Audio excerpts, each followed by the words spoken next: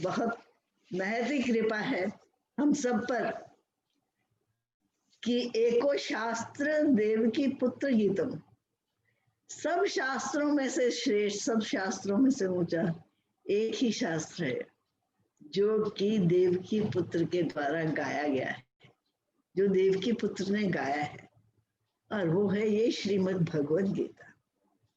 आज उस शास्त्र के सम्मुख, उस शास्त्र के संरक्षण में हम बैठे भगवान के उपदेश नहीं, गीता भगवान का उपदेश नहीं है, गीता भगवान का आदेश है।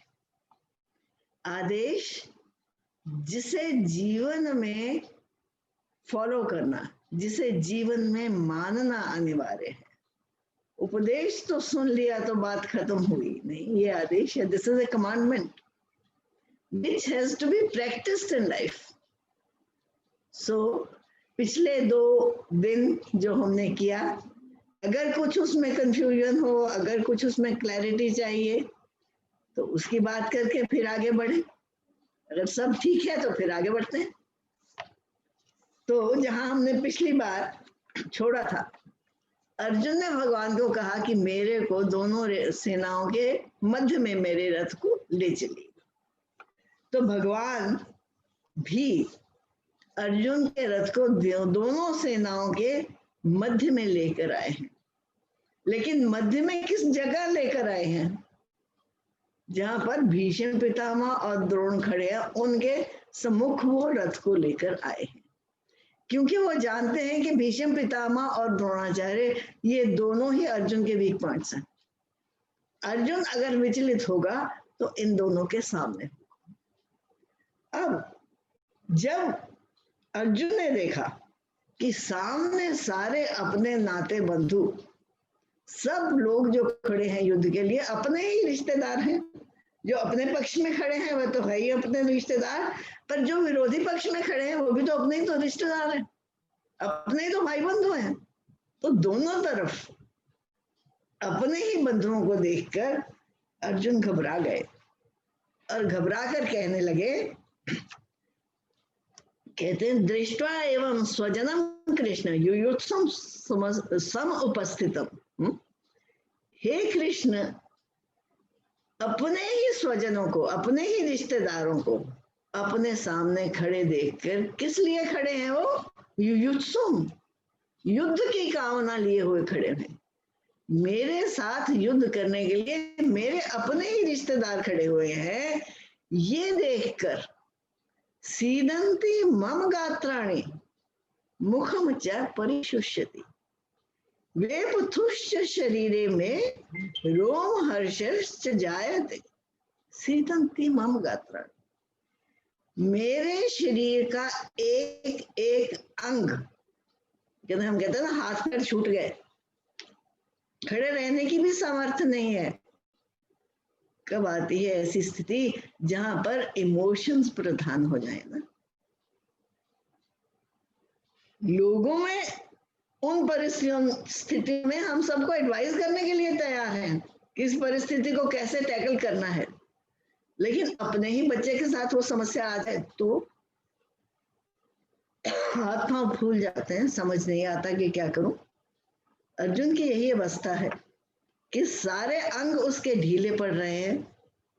मुखम च परिशुष्यति, मुख सूखा चला जा रहा है, मुख से कुछ शब्द नहीं निकलता और सारे शरीर में पसीना आ रहा है, पसीने से लथपथ हो रहा है और एक एक रोम उसका खड़ा हो रहा है।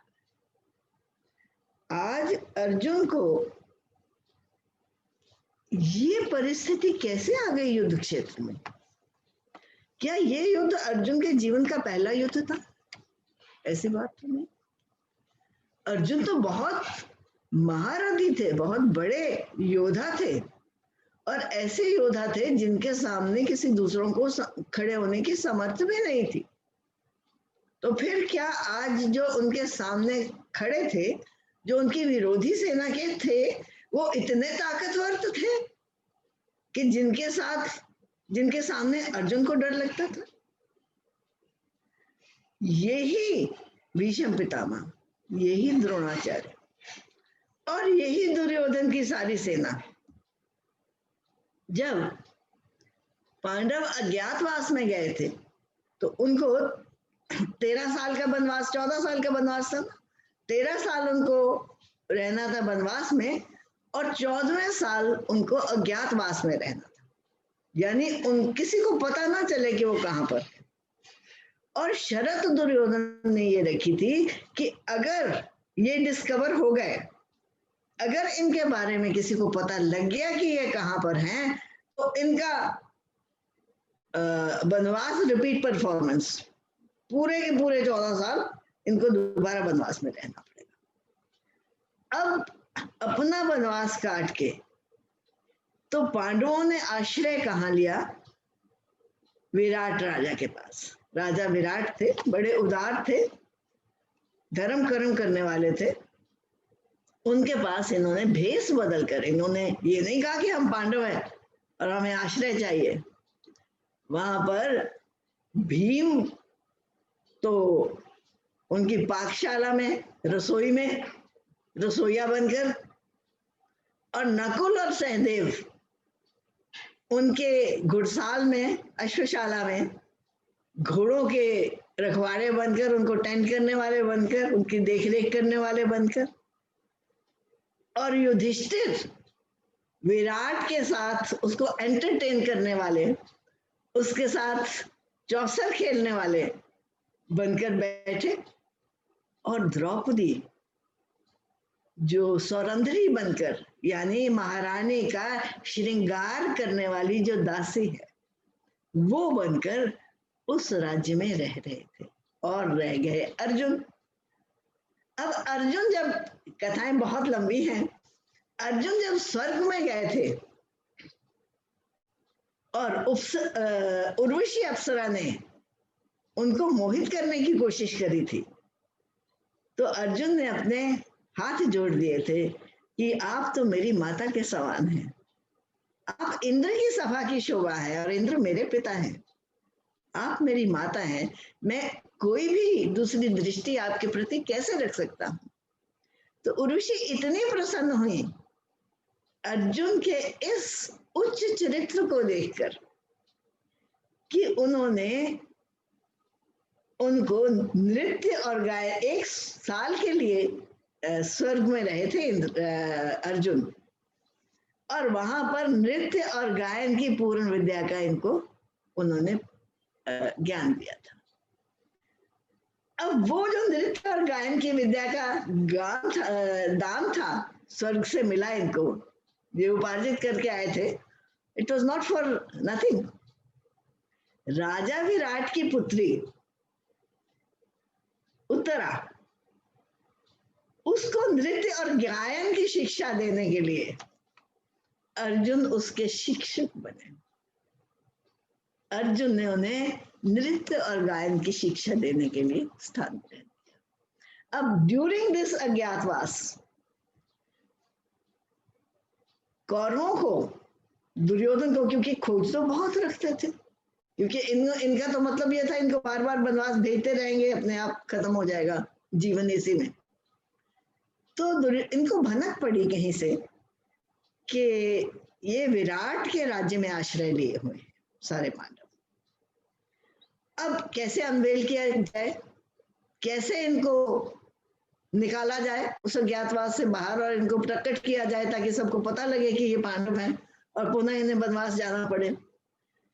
तो दुर्योधन ने क्या किया, अपनी सारी सेना को लेकर, और माइंड यू उस सेना में भीष्म पितामह और द्रोणाचार्य को भी आगे करके, दोनों जानते हैं कि अर्जुन और अगर पांडव एक्सपोज हो गए तो उनको फिर वनवास हो जाएगा, फिर भी दुर्योधन का साथ देके वो जाते हैं विराट के राज्य की तरफ। और विराट के राज्य में जो उनकी गाय चल रही थी, उन गायों का अपहरण करके उनको ले जाना चाहते हैं दुर्योधन, क्योंकि वो जानते हैं कि जिस राज्य में ये पांडव आश्रय लिए हुए हैं, उस राज्य की हानि किसी भी प्रकार से हो तो ये बर्दाश्त नहीं करेंगे। तो इन्होंने गायों के जब ले जाने लगे, विराट को पता चला, बड़ी हलचल हो गई। ये तो बड़ी कौरवों की सेना ऐसे आई है, लेकिन हम अपना इतना अपमान नहीं हो सकते, देने हो सकते कि ये हमारी गायें हर के ले जाएं। तो उन्होंने कहा, विराट ने अपने पुत्र से कहा, विराट ने कहा मैं सेना को पीछे, क्योंकि कौरवों की सेना है, छोटी सेना नहीं है, बड़ी बलवान सेना है, मैं जाता हूं उनसे युद्ध करने के लिए। तो उनके विराट के जो पुत्र थे ना, कहा नहीं नहीं पिताजी मैं जाता हूं, आप क्यों जाते हैं। तो पिता को पुत्र के ऊपर मान होता है, उसको बल हो या ना हो, समझता तो यही है कि मेरे पुत्र से अधिक बलवान कोई नहीं है दुनिया में। तो अर्जुन ये देख रहे थे, उसके शिक्षक बने हुए उत्तरा के। तो उन्होंने, सब भाइयों को पता था ये बड़ी सिचुएशन डाइसी हो गई है। तो युधिष्ठिर ने कहा विराट को, क्योंकि मित्र के स्थान पे थे, वहां पर चौसर खेल रहे थे, तो उन्होंने कहा मैं इसको जानता हूं, ये जो शिक्षा दे रही है ना, ये बहुत ही उत्तम रथ चलाने वाली हैं, सारथी हैं, आप अपने पुत्र के सारथी इसको बना दो और ये आपके पुत्र को युद्ध क्षेत्र में ले जाएगा। तो पहले तो विराट थोड़े सकुचाए, लेकिन युधिष्ठिर ने इतना कन्विंस किया, वो मान गए। तो वो जो नृत्य और गायन सिखाने वाली शिक्षिका थी उत्तरा की, वो उसने सारथी का, बृहनला, बृहनला, हाँ बृहनला, मुझे नाम भूल गया था, बृहनला। तो उसने सारथी बनना स्वीकार किया और वो सारथी बन के पुत्र को बिठाया और उस पेड़ के पास पहुंचा जहां इन्होंने सारे अपने अस्त्र शस्त्र अर्जुन ने रखे थे, क्योंकि राज्य में जाने से पहले अपने अस्त्र शस्त्र ये छिपा कर गए थे, उनके साथ जाते तो पहचाने जाते। और इसने उस राजपुत्र को कहा कि तू पीछे हो जा, अब मुझे आगे होने दे, तू सारथी की जगह बैठ, अब मैं तेरे पीछे बैठूंगा। सो उस युद्ध में, the long and short of it is कि उस युद्ध में अकेला अर्जुन इसी सारी कौरवों की सेना के साथ, इसी भीष्म पितामह के साथ और इसी द्रोणाचार्य के साथ लड़ा और इन सबको उसने पछाड़ दिया, अकेले अर्जुन ने। आज तो इतने क्षौणी सेना पीछे खड़ी थी, आज तो कृष्ण सारथी बने हुए साथ खड़े हैं। फिर आज घबराहट क्यों? परिस्थिति के कारण घबराहट नहीं हुई, युद्ध हो रहा है इस कारण घबराहट नहीं थी। युद्ध किन से हो रहा है, घबराहट इस कारण थी। हमारी जो समस्याएं होती है ना, हमारी समस्याएं परिस्थिति के कारण नहीं होती, परिस्थिति में कौन इन्वॉल्व है उसके कारण होती। यहां अपनी इमोशनल इन्वॉल्वमेंट आ गई थी, यहाँ अपने नाते बंधु आ गए थे, यहाँ अपने मान का प्रश्न आ गया था।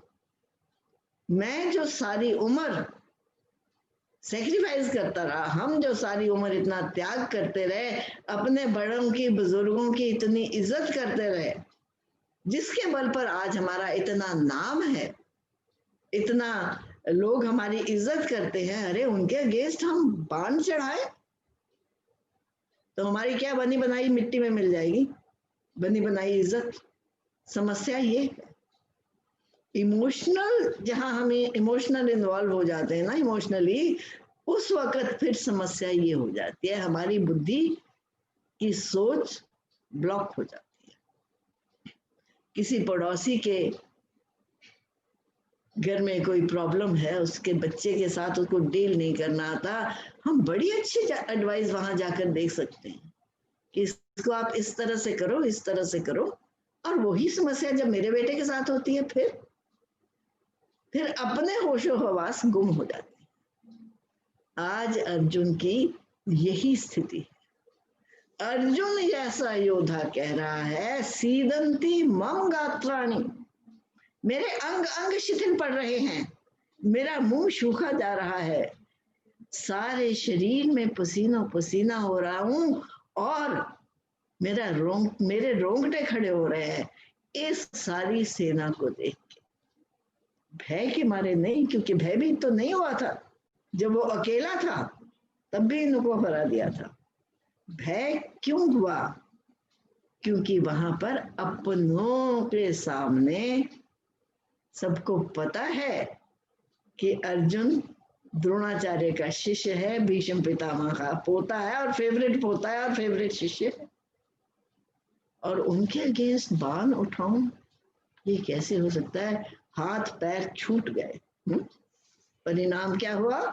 गांडीवम संत्रस्ते हस्तात् त्वक चैव परिदह्यते।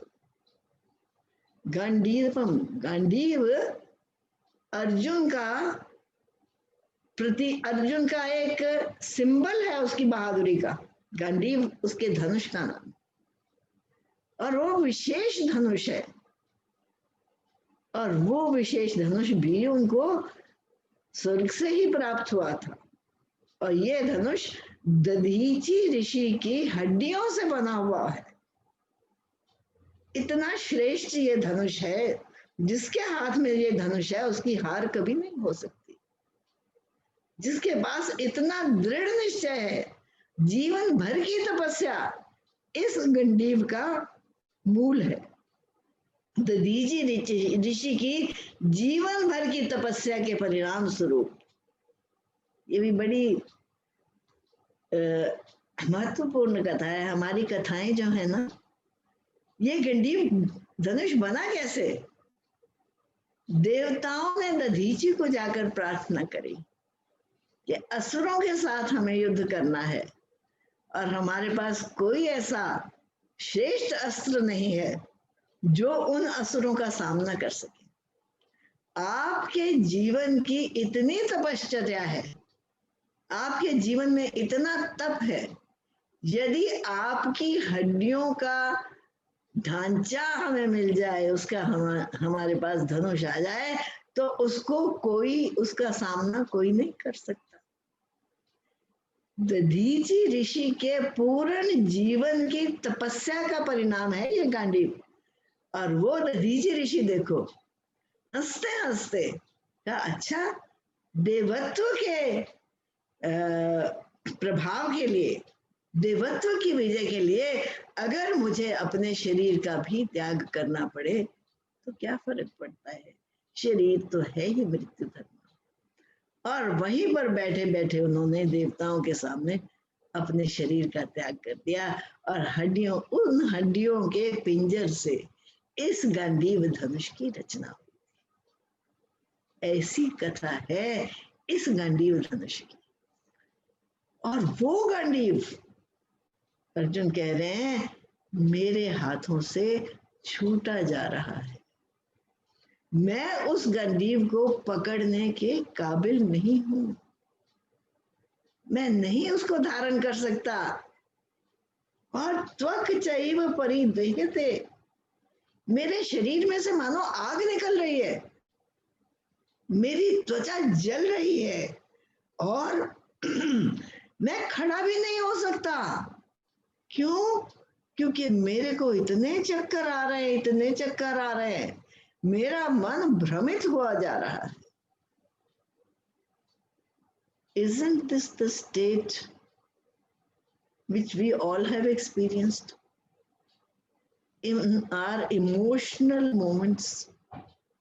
जब हम इमोशनल होते हैं, जब हमारे इमोशंस प्रधान होते हैं, क्या हम सबकी यही गति नहीं होती? उस वक्त हम परिस्थिति से भाग जाना चाहते हैं, उस वक्त उस परिस्थिति को फेस नहीं करना चाहते, खड़े भी नहीं हो सकते। इसलिए पुंडरीक महाराज जी ने बड़ी सुंदर बात कही, Gita is a journey from confusion.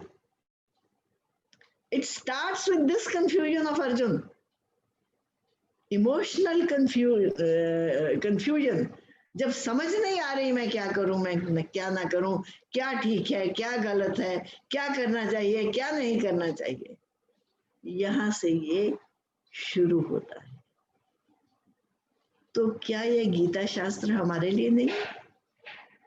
हम कहते हैं तो जितना की बात थी ना, कृष्ण ने अर्जुन को सुनाई थी, बिल्कुल ठीक है, कृष्ण ने अर्जुन को सुनाई थी, लेकिन पहले ये तो समझे कि वो अर्जुन कौन है और क्या मनोवस्था थी अर्जुन की, जिस अवस्था का निदान खोजने के लिए, जिस अवस्था का समाधान करने के लिए भगवान ने इस सारे गीता शास्त्र का गायन किया।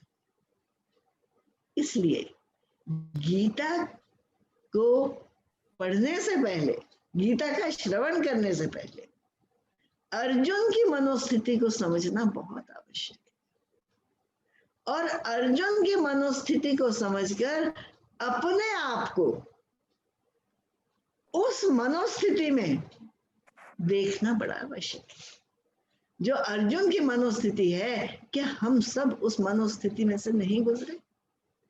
रोज आती है हमारे जीवन में। तो अर्जुन के जीवन में तो एक दिन आई थी जब महाभारत का युद्ध हुआ था।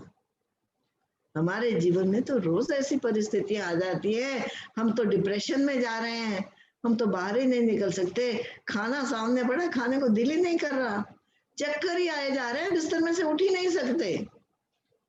Is this not the state what Arjun is stating? गंजीव हाथ से गिरा जा रहा है, शरीर जल रहा है, मैं खड़ा भी नहीं हो सकता, मेरा मन इतना भ्रमित है, मुझे चक्कर ही आए जा रहे हैं, चक्कर ही आए जा रहे हैं, I can't lift my head up. So this is from where Gita begins. इसलिए जितनी वो लागू थी तब अर्जुन को, उतनी ही आज लागू है मुझे। क्योंकि अर्जुन इस कंफ्यूजन से निकल के कहां पहुंचा अंत में कि नष्टो मोहा लब्धो स्वस्थ। मेरा मोह नष्ट हो गया, now I am healthy, now I am fit to fight. So इस कंफ्यूजन से उस कंक्लूजन तक भगवान हमें ले जा रहे हैं। सो अगर इस वार्तालाप को जो भगवान कृष्ण और अर्जुन के मध्य में हुआ है, हम एक पास्ट की कहानी ना समझकर ये देखें कि ये वार्तालाप आज मेरे साथ हो रहा है, ये मेरी अवस्था है संसार में, ये मेरी अवस्था है मोह से भ्रमित हुए हुए, जो अर्जुन वोकलाइज कर रहे हैं ऑन माय बिहाफ। अर्जुन बता रहे हैं भगवान को कि मोह के मारे क्या हाल होता है। और आगे क्या कहते हैं? निमित्तानि च पश्यामि विपरीतानि केशव ना च श्रेयो अनुपश्यामि हत्वा सजनो आहवे। देखो, सारे मुझे ना सारे निमित्त, सारे शगुनी उलटते लग रहे हैं। बिल्ली रास्ता काट गई, अब तो काम होगा ही नहीं। निमित्तानि च पश्यामि विपरीतानि केशव। हे केशव, हे कृष्ण, जितने भी ये साइंस एंड सिम्टम्स मुझे दिख रहे हैं ना, सब विपरीत दिख रहे हैं।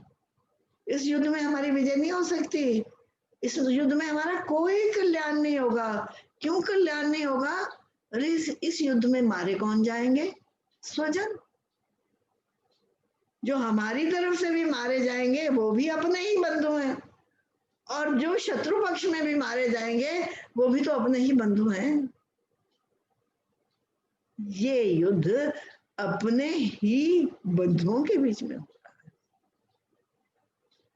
है। आसुरी भाव और दैवी भाव, पांडव और कौरव दोनों ही हमारे अंदर है।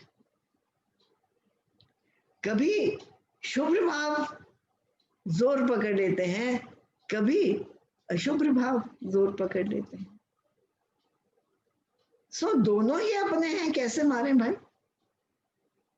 अब मैंने ही तो इतनी मेहनत करके इतना धन कमाया, मैंने ही तो अपना इतनी मेहनत करके अपने बच्चों को पाला, मैंने ही तो इतनी मेहनत करके अपने परिवार को पाला, मैं कैसे कह दूं कि आप गलत हो?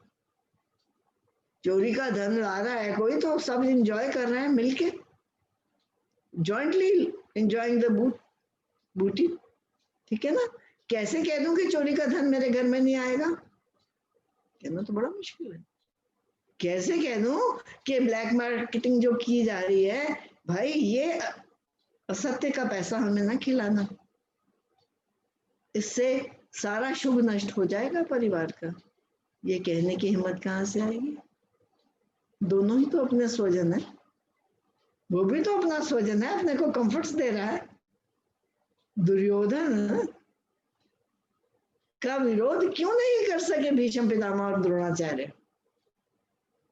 क्योंकि रॉयल कंफर्ट्स मिल रहे थे उनको उससे, और वो जानते थे कि अगर हमने इसका विरोध किया तो हमें तो ये एक ऐसी जगह फेंकेगा जहां पानी भी पीने को नहीं मिलेगा, और इस बुढ़ापे में।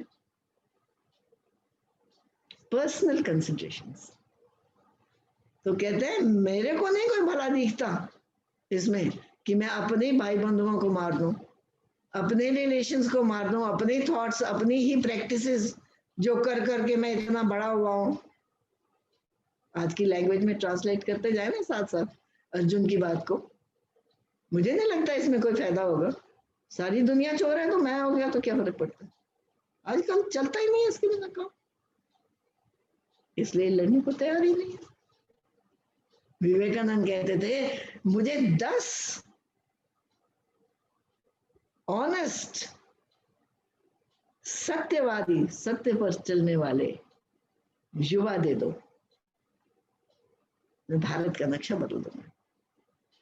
भारत का नक्शा बदल जाएगा। अरे भारत क्या, दुनिया का नक्शा बदल जाएगा। हम दुनिया की तरफ देख के अपने चरित्र को तोड़ते मरोड़ते रहते हैं, हम सत्य की तरफ देखकर अपने चरित्र का निर्माण नहीं करते। गलती यहां हो रही है, अर्जुन की भी गलती वही हो रही है। और फिर बहाने, अपने आप को जस्ट सेल्फ जस्टिफिकेशन। अरे मुझे तो निमित्त भी सारे विपरीत दिख रहे हैं, मुझे तो सब कुछ विपरीत दिख रहा है, मुझे कोई साइंस एंड सिम्टम्स ऐसे नहीं दिख रहे हैं जिससे हमारा कुछ फायदा हो जाए। फिर ना ना ना ना ना भाई, इतने विपरीत निमित्त, इतनी विपरीत परिस्थितियां, इतने विपरीत सब कुछ। ना कांक्षे विजयम कृष्ण नाच राज्यम सुखानी च, क्यों नो राज्येन गोविंद क्यों हो गई जीवित ना ना ना। हे कृष्ण, मुझे ऐसी विजय की कोई आवश्यकता नहीं है, मुझे ऐसी विजय नहीं चाहिए, ना मुझे ऐसा राज्य चाहिए, ना मुझे ऐसे सुख चाहिए। भला पूछो भाई, जब तू युद्ध के लिए तैयारी कर रहा था, क्या तुझे नहीं पता था कि कौन लोग तेरे अगेंस्ट लड़ेंगे? पता तो था ना। ये भी पता था कि द्रोणाचार्य और भीष्म पितामह दुर्योधन की तरफ से लड़ेंगे, ये भी पता था कि अपने ही कुल वाले सारे लड़ेंगे। उस वक्त तो बड़े जोरों शोरों से तैयारी कर रहा था। इतनी सेना इसने एकत्रित करी, अर्जुन ने और पांडवों ने। कितने लोगों के पास गए होंगे टू कन्विंस देम, और उनके सामने अपना पक्ष रखा होगा कि देखो हमारे साथ कितना अन्याय हुआ है, देखो कितना गलत काम हो रहा है हमारे साथ। तभी तो अपने जान और प्राण की बाजी लगा के युद्ध क्षेत्र में आ गए। कितने महान लोग होंगे जो सत्य के लिए अपने प्राणों की बाजी लगाने लगे, क्योंकि राज्य उनको नहीं मिलना था, पांडवों को मिलना था। लेकिन क्योंकि पांडवों के पक्ष में सत्य है, इसलिए वो सत्य का साथ दे रहे हैं। सो इतनी तैयारी जब करी, तब पता तो था कि यही लोग होंगे, इन्हीं से लड़ा जाएगा। तो आज क्या हो गया? कहता है मुझे ना तो ऐसा राज्य चाहिए, ना ऐसे जीवन के उपभोग चाहिए। हे गोविंद, मैं क्या करूंगा इनसे? अच्छा, क्या करेगा? आज क्या हो गया? प्लानिंग तो बहुत बड़ी बड़ी करी थी। प्लानिंग तो ये थी कि बस हम लड़ेंगे और अपना हक वापस लेंगे। आज ये हुआ कि you are confronted with the actual situation. एक है प्लानिंग ऑन पेपर, एक है planning at the intellectual level, दूसरा you are confronted with the situation. जब उस परिस्थिति के साथ सामना करना पड़ता है तो बड़े बड़े भी डोल जाते हैं, बड़े बड़े भी कांप जाते हैं। और भागने की कोशिश करते हैं। जैसे अर्जुन कह रहे हैं, हे कृष्ण मुझे विजय नहीं चाहिए, मुझे राज्य नहीं चाहिए, मुझे कोई राज्य के सुख नहीं चाहिए, ऐसे राज्य को लेकर मैं क्या करूंगा और ऐसे जीवन को लेकर मैं क्या करूंगा जिसने मेरे संबंधी ही खत्म हो जाए। इसलिए जब प्लानिंग करते हैं ना, हम ऊंची ऊंची बातें करते हैं ना, उसको विजुअलाइज करें कि जब प्रैक्टिकल में वो बातें उतरेंगी तो उनकी इम्प्लीकेशंस क्या होंगी, उनकी रियलिटी क्या होगी। जिसने उसको विजुअलाइज करके देख लिया वो फिर भागेगा नहीं, he'll be well prepared to face that situation. क्यों कहते हैं ये शाम अर्थे कांक्षितम नो राज्यम भोगा सुखानी च ता इमे अवस्थिता युद्धे प्राणाम त्यक्ता धनानि च। अरे सारा राज्य, सारे सुख, सारे भोग किसके लिए चाहता है इंसान? अपने कुल के लिए, अपने परिवार के लिए, अपने नातों के लिए। कहते जिनके लिए सारे सुख और सारे भोग चाह रहे हैं वो तो यहाँ अपने प्राणों की इच्छा त्याग कर युद्ध क्षेत्र में खड़े हुए हैं। जो युद्ध क्षेत्र में खड़ा है यानी वो तो मरने मारने के लिए तैयार है। उसको तो ये भी पता नहीं कि आज सांझ भी पड़ेगी कि नहीं पड़ेगी। तो फिर मैं किसके लिए ये राज्य और सुख चाहूं? फिर आचार्य पुत्रा पुत्रा तथैव च पितामह मातुला श्वशुरा पौत्रा श्याला संबंधिनस्तथा। सारे संबंधियों के नाम ले रहे हैं। अरे भाई खड़े तो युद्ध क्षेत्र में हो, युद्ध क्षेत्र में तो योद्धा खड़े हैं, योद्धाओं का सामना करने के लिए खड़े हो ना। लेकिन वो योद्धाओं को नहीं देख रहा, वो अपने नाते रिश्तों को देख रहा है। क्या कह रहा है? आचार्य, आचार्य लोग खड़े हैं, द्रोणाचार्य खड़े हैं, कृपाचार्य खड़े हैं, पितरा पिता के समान लोग, राजा लोग खड़े हैं, पितामह खड़े हैं, फिर जो लोग हैं पुत्रों के समान लोग खड़े हैं। पुत्रों के समान अभिमन्यु भी तो खड़े हैं युद्ध क्षेत्र में। जिस तरह अभिमन्यु खड़े हैं उसी तरह दुर्योधन के भी पुत्र खड़े हैं, उसी तरह कौरवों के भी पुत्र खड़े हैं। तो मेरे लिए तो पुत्रों के समान है ना। और मातुला यानी सब रिश्तेदारों की गिनती कर रहा है, मामे, श्वशुर, पौत्र, साले, सारे संबंधियों की गिनती कर रहा है। भाई युद्ध क्षेत्र में खड़ा है तो योद्धा देख कि योद्धा कौन खड़ा है और कितना बलवान है। योद्धा नहीं देख रहा, नाते देख रहा है, इमोशनल रिलेशनशिप्स देख रहा है। इसलिए जब हम इमोशनल रिलेशनशिप पे आ जाते हैं ना तब हम सत्य से डोल जाते हैं, तब हम सत्य को भूल जाते हैं।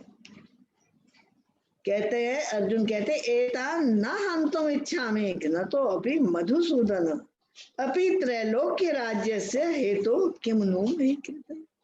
अरे इनको हे मधुसूदन, हे कृष्ण, इनको मारकर तो मैं जीना भी नहीं चाहता। बेशक ये मुझे मार देंगे, ये मुझे मार के खत्म कर दें, कोई बात नहीं, पर इनको मारकर मैं नहीं जीना चाहता। इसलिए अरे तीनों लोगों का राज्य मुझे मिल जाए तब मैं इन्हें नहीं मारूंगा, इस छोटी सी धरती के राज्य के लिए इनको मारूं। यानी कृष्ण को ज्ञान दिया जा रहा है। महत्वपूर्ण बात यह है कि सारा पहला चैप्टर अर्जुन कृष्ण को ज्ञान दे रहे हैं कि तेरे को समझ नहीं है भाई, तूने अपने मामा को मार दिया, तुम मधुसूदन है, तू मधु नाम के दैत्य को भी मारने वाला है, तू कर सकता है ये काम, मैं नहीं कर सकता। मैं अपने रिश्तेदारों को मारकर जीना भी नहीं चाहता। बिमला बात चल,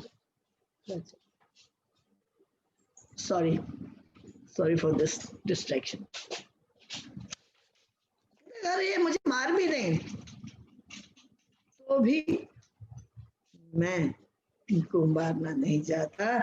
त्रिलोकी का राज्य मिल जाए तब भी मैं इन्हें नहीं मारूंगा। इस धरती के राज्य के लिए मैं इनको मारूंगा? इतना छोटा काम करूं, इतना नीचे उतरूं? फिर आर्गुमेंट्स देखो। निहत्य धातराष्ट्रान् का प्रीति स्यात् जनार्दन पापमेवाश्रयेत अस्मात् हत्वा एतान् आततायिना। कहता मैं निहत्था भी रहूं और ये धृतराष्ट्र के ये पुत्र अगर मुझे मार भी दें, मुझ निहत्थे को अगर धृतराष्ट्र के ये सारे पुत्र मार भी दें, तब भी मैं इन आतताइयों को, देखो कॉन्ट्रोडिक्टरी, एक तरफ कह रहा है कि ये धृतराष्ट्र के पुत्र बेशक मेरे को मार भी दे, इन आतताइयों को मारकर मैं इस पाप का भागी नहीं बनना चाहता। जानता है आतताई है, जानता है दुष्ट है, जानता है प्रजा के लोग इनसे कितने दुखी हैं। इसका अंदाजा तो इस बात से लगा लो ना कि जो अपनी भाभी को भरी सभा में इतना अपमानित करने का साहस कर सकते हैं, गुरुओं और पितामह और माता पिता के सामने, उनके राज्य में उस राज्य की स्त्रियां और उस राज्य की कन्याएं कितनी सुरक्षित होंगी? आतताई क्या है? मानता है। वास्तव में देखा जाए तो राज्य ये पांडवों का है और इस प्रजा की सुरक्षा का दायित्व पांडवों का है। धोखे से या बलपूर्वक कौरवों ने उसे छीन लिया है, लेकिन प्रजा की दृष्टि किस पर टिकी हुई है अपनी सुरक्षा के लिए? दुर्योधन पर नहीं, उनकी दृष्टि धृतराष्ट्र पर टिकी हुई है।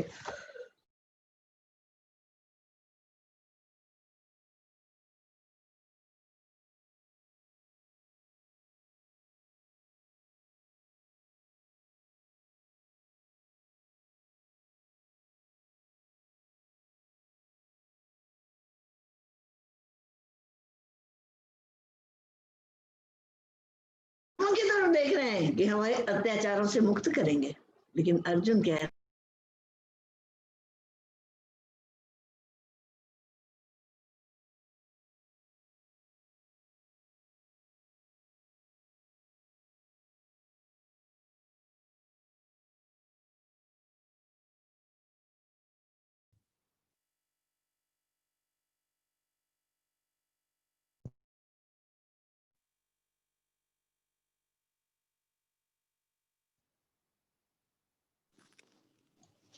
I think there is some अब बिजली some चली problem.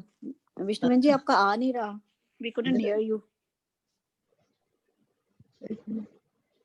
I am unmuted. I can't hear you. I can't hear you. Now we can see you. Vishnu We can see now you we now. can see you. You had just gone off the air. I know बिजली चली गई थी. I think because of that. Okay, okay. Okay. Okay. You're back. Okay. I'm back. So let's be back on the subject. So आतताई Yes. तो है, जानता है, लेकिन ना ये मुझे मार दें तो ठीक, लेकिन मैं इनको मारकर पाप का भागी नहीं हो सकता। कितनी कॉकॉइड हो सकती है हमारी रीजनिंग।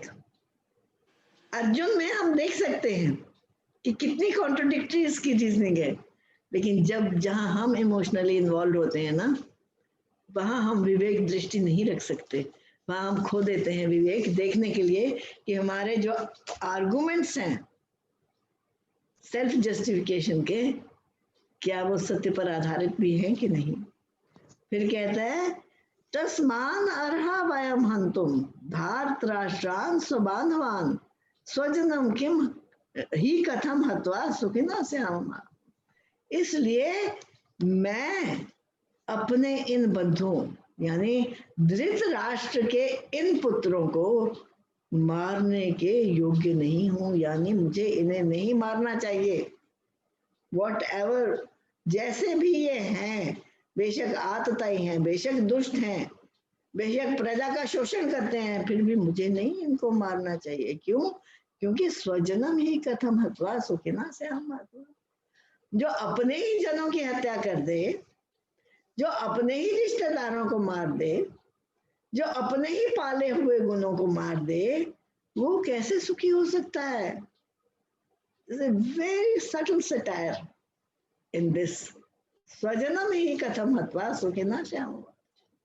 पता है कृष्ण ने कंस को मारा है कि हाँ, अपने स्वजनों को मार के तो सुखी रह सकता है ना, लेकिन मैं तो नहीं सुखी रह सकता।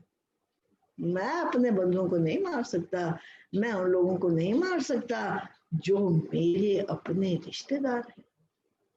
जो सारा संसार मैंने उपार्जित किया है अपने बल से, अपनी योग्यता से, अपने सारे एफर्ट से, उसको मैं बांट दूं सब में, उसको मैं सबसे शेयर कर लूं? बड़ी मुश्किल बात है ना। कहता है मेरे बंधु हैं भाई, अच्छे हैं बुरे हैं जो भी हैं तो मेरे ही ना, मेरे हैं, बस काफी है।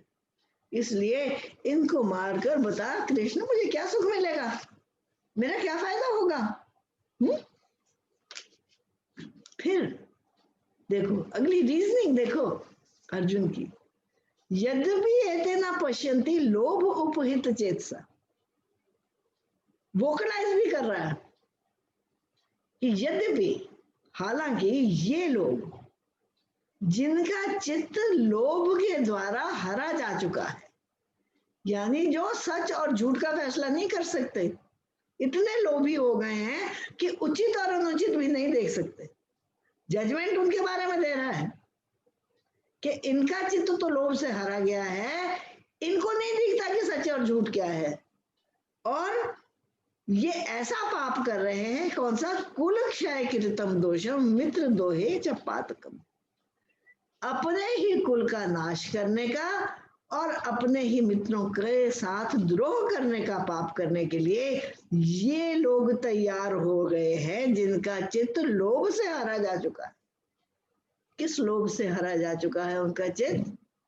उनका चित्त हरा जा चुका है कि अब ये जो राज्य है ये मेरा है, मैं किसी के साथ शेयर करने को तैयार नहीं। यही दुर्योधन ने कहा था ना कि 5 गांव कृष्ण गए थे शांति दूत बनकर, जब उन्होंने कहा अच्छा चलो राज्य नहीं देते तो 5 गांव तो दे दो 5 भाइयों को अपना गुजारा करने के लिए। दुर्योधन कहता है 5 गांव कैसे सोच लिया, मैं तो उनको उतनी भी भूमि नहीं दूंगा जितनी कि सुई के नक्के के बराबर की। लोभ अपहृत चित्त, इनका चित्त लोभ से हरा गया है, ये सच्चाई नहीं देख सकते, they can't see what's right and what is wrong, और ये अपने सारे परिवार का कुल का नाश करने के लिए तैयार हो गए। तो कथम ना गेम अस्माभि पाप पापात अस्मात निवर्तित, तो क्या हम भी उसी लेवल पे उतर आए? क्या हमें भी नहीं पता लगता कि इस पाप को हमें नहीं करना चाहिए, इस पाप से हमें ऊपर उठना चाहिए? कुल क्षय कृतम दोषम प्रपश्यत भी जनार्दन, कुल क्षय अपने परिवार को नष्ट करने के कारण जो दोष होगा ना, हमें तो दिखता है कि वो कितना बड़ा दोष होगा, हमें तो दिखता है वो कितना बड़ा पाप लगेगा, इन लोगों को दिखे या ना दिखे। इसलिए यानी क्या कह गए, वो है पापी, वो है लोभी, वो है कामी, but we are better than those, we are wiser than them. हम उस लेवल पे क्यों उतरे? अच्छा जब युद्ध की तैयारी करने चले थे तब तो उस लेवल पे उतरते कुछ नहीं हुआ, तब तो उतर गए उस लेवल पे। आज प्रैक्टिकल फेस किया तो इतने रीजनिंग उठाई अर्जुन की। फिर कहते मुझे तो कोई फायदा नहीं दिखता है जनार्दन। देखो शब्द क्या इस्तेमाल कर रहे हैं कृष्ण के लिए, जनार्दन। तो लोगों की रक्षा करने वाला है, तो लोगों की रक्षा की बात कर, विनाश की बात क्यों कर रहा है? मुझे इसमें कोई अच्छाई नहीं दिख रही कि हम अब बैठे बैठे अपने कुल का ही नाश कर दें, अपने परिवार को ही खत्म कर दें। क्यों? कुल क्षय प्रणश्यन्ति कुल धर्मा सनातन। कुल का जब नाश हो जाता है ना, तो उसके साथ कुल के जो सनातन धर्म है ना, पुरातन धर्म है ना, वो भी सब नष्ट हो जाते हैं। धर्मे नष्टे कुलम कृत्स्नम अधर्मो अभिभवति। फिर वहां कोई धर्म नहीं रहता और सब लोग अधर्म में लग जाते हैं। इसलिए हम इतना बड़ा अधर्म क्यों करें कि अपने कुल का नाश करने के लिए तैयार हो जाए? क्या अधर्म हो जाता है? अधर्माभिभवात् कृष्ण प्रदुष्यन्ति कुल स्त्रिया स्त्रीषु दुष्टासु वार्ष्णेय जायते वरम संकर। बातें ठीक कर रहा है, शास्त्र कोट कर रहा है, लेकिन शास्त्र की एप्लीकेशन गलत हो रही है। एक डाकू भी जब डाका करने जाता है ना, तो काली माँ के मंदिर में मस्तक टेक के और बकायदा कह के जाता है कि देखो, ये देखो इन्होंने धन संचय करके कितना कितना अपने इकट्ठे किया हुआ है, हम उनका धन लोगों में बांटेंगे, गरीबों में बांटेंगे। प्रिंसिपल तो ठीक है, प्रिंसिपल तो ठीक कह रहा है कि कुल का नाश हो जाएगा, पर ये नहीं देख रहा कि किसके रहने से नाश होगा और किसके जाने से नाश होगा।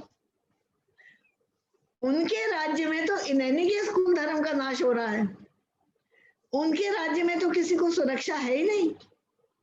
उनके राज्य में तो ना स्त्रियां सुरक्षित हैं, ना जो नीचे काम करने वाले लोग हैं वो सुरक्षित हैं। अरे नीचे काम करने वाले तो क्या, ऊंचे काम करने वाले भी सुरक्षित नहीं, सिर्फ वही सुरक्षित है जो यस सर कहते हैं दुर्योधन को। किसी की मजाल नहीं है कि दुर्योधन का विरोध करे। धर्म का नाश वहां पे हो रहा है, लेकिन अर्जुन कहाँ लागू कर रहा है? कहते हैं कुल क्षय प्रणश्यन्ति कुल धर्म सनातन। कुल का नाश हो जाने से कुल के धर्म का नाश हो जाएगा और उसमें अधर्म की वृद्धि होगी। कैसे? कि जो कुल की स्त्रियां हैं उनको सुरक्षित कौन रखेगा? उनको सुरक्षा कौन देगा?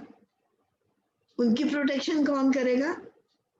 जब अधर्म बढ़ जाएगा, अधर्म बढ़ जाने से कुल की स्त्रियां भी प्रदूषित हो जाएंगी, दे विल बी अनप्रोटेक्टेड। और जो दुष्ट लोग हैं वो उनके साथ व्यभिचार करेंगे। जब व्यभिचार करेंगे तो वर्ण संकर संतान उत्पन्न होगी। तो फिर ऐसे युद्ध का क्या फायदा जहां पर धर्म का ही नाश हो जाए?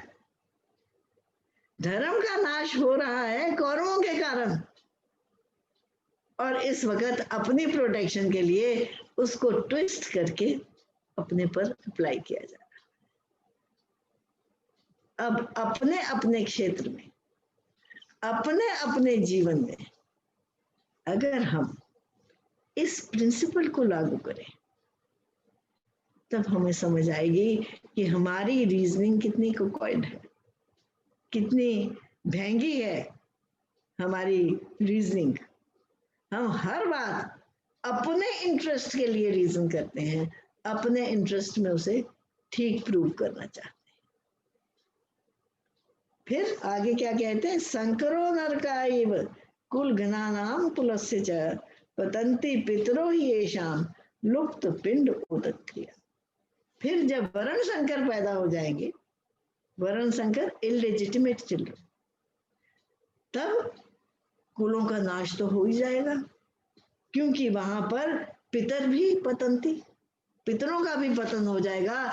पितरों को भी तर्पण करने के लिए संतान नहीं रह जाएगी कोई, और पितर भी, पितर लोकों से पतन हो जाएगा उनका, क्योंकि ना तो उनकी पिंडोदक क्रिया करी जाएगी, जो मरण उपरांत जो क्रियाएं होती हैं उनकी उचित कर ही नहीं सकेंगे। पुत्र किसके हैं ये जानते नहीं तो किसके लिए वो पिंडोदक क्रिया करेंगे? फिर पितरों का उद्धार कैसे होगा? फिर दोष ही रहते कुलाघ्नानाम वर्ण संकर कारके उत्साद्यन्ते जाति धर्म कुल धर्माश्च शाश्वत। कहते ऐसे जब दोष उत्पन्न हो जाएंगे, जब ऐसे वर्ण संकरों को उत्पन्न करने वाले दोष उत्पन्न हो जाएंगे, तो जाति धर्म कुल धर्म शाश्वत जिन धर्मों के आधार पर सारी समाज खड़ी है वो सब धर्म नष्ट हो जाएंगे। उत्सन्न कुल धर्माणाम मनुष्यानाम जनार्दन नरके अनियतम वासो भवति इति अनुश्रुतम्। और जब कुल के धर्म नाश हो जाएंगे, जब उन धर्मों का जीवन में पालन नहीं करेंगे लोग, तो फिर अनंत काल तक उनका नरकों में वास होगा। और ऐसे नरकों में वास होगा, ऐसा हम सुनते आए हैं, ऐसा शास्त्र कहते हैं। कोटेशन ठीक है, लागू गलत जगह कर रहे हैं, ज्ञान ठीक है, रीजनिंग ठीक है, लेकिन अप्लाई गलत जगह कर रहे हैं। This is our problem. अहो बत महत पापम कर तुम व्यवसिता वयम यत राज्य सुख लोभेन हंतुम स्वजनम उद्यता। देखो तो सही क्या बात कर रहा है। कृष्ण सामने खड़े हैं, अरे अरे अरे अरे अरे ये क्या हो गया? हम इतना बड़ा इतना महान पाप करने के लिए तैयार हो गए। यानी हम तो बड़े अच्छे भले लोग हैं, तूने कैसे हमें मना लिया इतना बड़ा पाप करने के लिए कि हम अपने भाई बंधुओं को मार दें? कि हम राज्य और सुख के लोभ के लिए अपने ही भाई बंधुओं को मारने के लिए तैयार हैं, अपनी ही उन वैल्यूज को मारने के लिए तैयार हैं जिन वैल्यूज के लिए हम जीते आए हैं। सेल्फ एग्रेंडाइजेशन, अपने अहंकार का वर्धन। जीवन में हम किस लिए जीते हैं? अपने आप की स्थापना के लिए, अपने आप को प्रूव करने के लिए, अपने आप का विस्तार करने के लिए। तो तुम कहते हो अपने आप का विस्तार ना करो, तुम कहते हो दूसरों का हक देखो। ये कैसे हो सकता है? मैंने तो इतनी मेहनत करके इतना धन कमाया, इतना बैंक में जमा किया, इतना मेरे बेटे के लिए है, अरे बेटे का बेटा, फिर उसका बेटा, फिर उसका बेटा। तुम कहते हो बांट दो सबके साथ, मिलजुल के खाओ यज्ञ। पहले अर्पित करो दूसरों को, फिर स्वयं ग्रहण करो। ये कैसे हो सकता है कि हम राज्य के सुख के लिए हम अपने ही कमाए हुए, यद राज्य सुख लोभेन, शब्द देखो कि राज्य के सुख और लोभ के लिए हम अपने ही लोगों को मारने के लिए तैयार हैं। सारी उम्र की जो मेरी कमाई है, सारी उम्र की जो मेरी वैल्यूज हैं, सारी उम्र का मेरा जो स्वार्थ है, मैं उसको छोड़ दूं? कैसी बातें करते हो? आज की भाषा में अर्जुन कह रहे हैं अर्जुन को कि हम अपने बंधुओं को मारने के लिए तैयार हो गए। यदि माम अप्रतीकारम अशस्त्रम शस्त्र पराण्या धार्तराष्ट्राधड़े हन्यो तन में क्षेम तरम। देखो कहां पहुंचे। कहते अगर शस्त्र हाथ में उठाए हुए धृतराष्ट्र के ये पुत्र मुझ पर प्रहार करें, किस मुझ पर? जिसने कोई शस्त्र नहीं उठाया हुआ, मुझ निहत्थे पर भी प्रहार पड़े करें, तो उस प्रहार में मैं मर जाना बेहतर समझूंगा, बजाय के उनका प्रतिकार करने के, बजाय के उनका जवाब देने के। इसलिए मैं मर जाऊंगा, ठीक है, मैं किसी का विरोध नहीं करूंगा, मैं किसी को ये नहीं कहूंगा कि ये काम तुम गलत कर रहे हो, तुम गलत कर रहे हो ठीक है, लेकिन मैं विरोध नहीं करूंगा। सीधी बात है।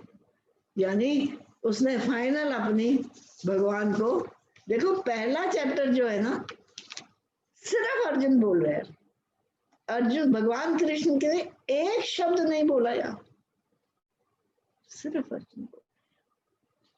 अब अर्जुन जब ये बोल चुका, सारा ज्ञान भगवान कृष्ण को सुना चुका अपना, तो संजय कहते हैं एवं मुक्त्वा अर्जुना संख्ये रथोपस्थो पार्थ, ऐसा बोल के अर्जुन जाकर रथ के पिछले हिस्से में बैठ गया और विसृज्य सशरम चापम शोक संविघ्न मानस, शोक से भरे हुए चित्त से, शोक से भरे हुए मन से उसने अपना बाण, अपना धनुष सब कुछ छोड़ दिया और रथ के पिछले हिस्से में जाके बैठ गया। सो अर्जुन ने डिसीजन कर लिया कि मेरे को निहत्थे मुझको ये सारे मार भी दे तो उसमें भी कल्याण है, मैं प्रतिकार नहीं करूंगा। I will not retort, I will not fight them. मैं तो बड़ों को चला जाऊंगा, मैं तो भिक्षा मांग कर खा लूंगा। उस वक्त भूल गया था जब तैयारी करने लगे थे युद्ध की, उस वक्त भूल गया था जब सारे योद्धाओं को एकत्रित कर रहे थे अपने पक्ष में। थ्योरेटिकली एंड प्रैक्टिकली ये भेद है। इसलिए जो साधक है, जो वाइज है, जो विवेकी है, परिस्थिति से पहले आने से, परिस्थिति के आने से पहले वो एंटीसिपेट करके उस परिस्थिति को, उसका सॉल्यूशन ढूंढता है। भगवान ने रथ को ले जाकर द्रोणाचार्य और भीष्म पितामह के सम्मुख खड़ा किया। वो जानते थे इन दोनों के सामने अर्जुन कमजोर पड़ जाएगा, इमोशनली कमजोर पड़ जाएगा, क्योंकि उसकी सारी उम्र has been built up on this goodness. He's been the favorite Shishya of Dronacharya, he has been the favorite grandchild of Bhishma Pitama. तो सारी उम्र की कमाई उसकी खत्म हो जाएगी उसकी दृष्टि से, अगर आज वो युद्ध के लिए खड़ा हो गया। गीता क्या संदेश देती है? अगर अपने गुरु, अपने बुजुर्ग, अपने रिश्तेदार कोई भी अधर्म के मार्ग पर हो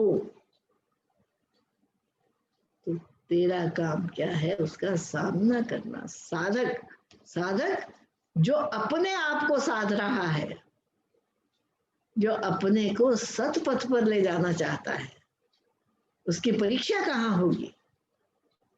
उसकी परीक्षा तो जीवन में ही होगी ना, जीवन के हर स्तर पर होगी। तो उस हर स्तर पर परीक्षा देने के लिए अब ये गीता का आरंभ है। तो पहला अध्याय जो है वो अर्जुन का कंफ्यूजन है। अर्जुन को राह नहीं दिख रही कि मैं क्या करूं और क्या ना करूं। आज संपन्न होता है प्रथम अध्याय, कल से द्वितीय अध्याय का आरंभ होगा।